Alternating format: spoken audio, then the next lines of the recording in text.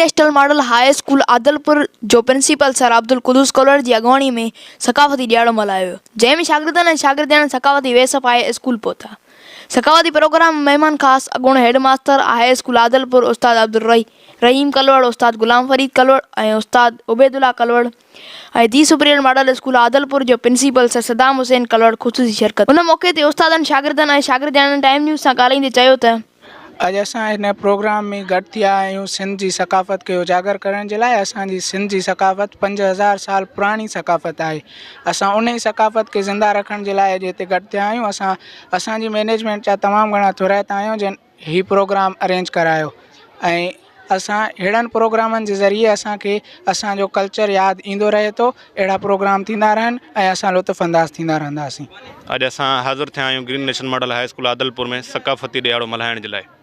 ऐं असां तव्हांखे सभिनी खे ख़बर आहे त सिंध जी सकाफ़त 5000 साल पुराणी आहे ऐं हमेशह ई सिंध पुरअमन धरती रही आहे।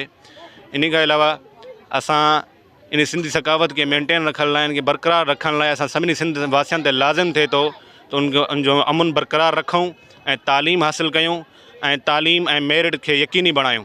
ऐं मां इन जी सिंधी सकाफ़ती मीडिया खे पिणु इहो ऐं सिंधी चैनल्स खे बि इहो चवणु चाहींदुसि त महिरबानी करे ड्रामाज़ में, फिल्म्स में कुहाड़ी कल्चर, बंदूक कल्चर ऐं धाड़ियल कल्चर खे ॾेखारणु बंदि कयो। सोसाइटी में ॿिया केतिरा ई मसइलानी बेरोज़गारी आहे, करप्शन आहे, रुश्वतखोरी आहे, नाइंसाफ़ी आहे। महिरबानी करे इन्हनि ते स्टोरीज़ लिखियूं वञनि ऐं उहे ड्रामाज़ ते परफॉर्म करायूं वञनि।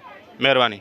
अॼोको जेको असीं सिंधी सकाफ़ती ॾियारो मल्हाए रहिया आहियूं, इहा तहज़ीब तमामु हज़ारे साल पुराणी आहे। इहो असांखे मल्हाए करे ॾाढी ख़ुशी थी आहे। अॼु इंतहाई ख़ुशी जो ॾींहुं आहे जो green national model high school Adalpur में सकाफ़त जे एतबार सां ॾींहुं मल्हायो वियो। इन में ॿारनि, उस्तादनि ऐं आयल महिमाननि सिंध सकाफ़त में जेके शयूं मौजूदु आहिनि उन्हनि जो इज़हार कयो ऐं सिंधी सकाफ़त खे कीअं उजागर कजे, सकाफ़त खे कीअं प्रोमोट कजे, उन जे बारे में ख़्यालात जो इज़हार कयो ऐं अल्फाज़ सां गॾोगॾु अमलनि कीअं असां जेका सिंध खे अॻिते वधाए सघूं था पिया उन जे बारे में इज़हार कयो वियो।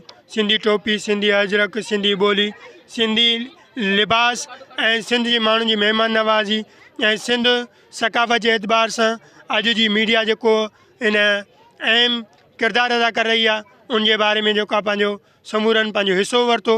असां इंतहाई शुक्रगुज़ार आहियूं आयल महिमाननि जा ऐं मीडिया जा, जंहिं असांखे कवरेज ॾिनी, जंहिं असांखे इज़त ॾिनी ऐं इंशाल्लाह असांजो अज़म आहे त हमेशह सिंधी सकाफ़त जे लाइ कमु कंदा रहंदासीं। हर मैदान ते, हर हंधि इंशाल्लाह सिंध क़ाइमु रहंदी, सिंधी सकाफ़त क़ाइमु रहंदी। सिंध आबाद, सदा आबाद। तक़रीब में शागिर्दनि ऐं शागिर्दियाणनि सकाफ़ती ॾियारे सां तक़रीरूं ऐं टेबलो पेश करे आयल महिमाननि जूं दिलियूं खटे वरितियूं। उन्हनि टाइम न्यूज़ सां ॻाल्हाईंदे चयो त सिंधी सकाफ़त हज़ारे साल पुराणी आहे। इहो ॾियारो असीं ईद जीअं मल्हाईंदा आहियूं। कैमरामैन गुलाब अली कलवड़ सां गॾु माजिद अली कलवड़, टाइम न्यूज़ आदलपुर।